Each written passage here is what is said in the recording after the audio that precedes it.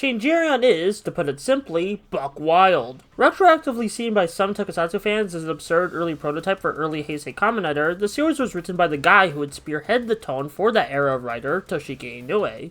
This was the man's second head writing gig for a toku, with his first being Jetman. While Changerion did get cut short due to low ratings, Inoue still used this opportunity to mess around with the tropes and format of what a typical Henshin hero show could be. The show may be built around the typical Monster of the Week formula, but Inoue played around with the absurdity and archetypes Henshin heroes are known for and twisted them on their head, usually for comedic effect. It does take a while for the show to find its footing, but once it does, it's a riot of crazy concepts and fun characters.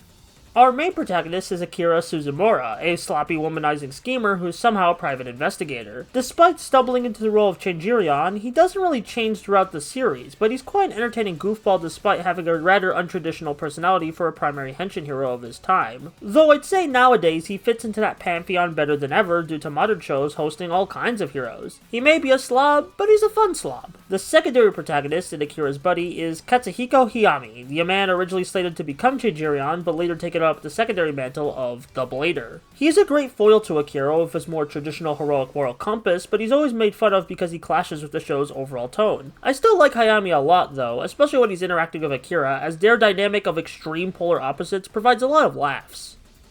I also love how both hero designs in this show contrast with one another, with Changerion's shiny crystal design opposing the more muscular heroic green of the Blader. The shiny crystals in Changerion represent Akira's love for the finer things in life, while the Blader's muscles and basic color scheme showcases Hayami's more pure view of heroism. Overall, I had a lot of fun with Changerion. Its absurd comedy sensibilities worked for me, helped by its lead actors bringing genuine passion to the silliness. While the show wasn't the big hit in the 90s that Toei and Sega wanted, to the point an intended sequel series was cancelled, I thought it was still a great testing ground for Inoue to get wilder with his tokusatsu writing so he can hit the ground running in the 2000s with Kamen Riders Agito and Faiz. Its recent cult status in some Western Toku fan spheres goes to show that while some art may not be appreciated at its time, it can still be reevaluated or rediscovered years later to be given the love it deserves.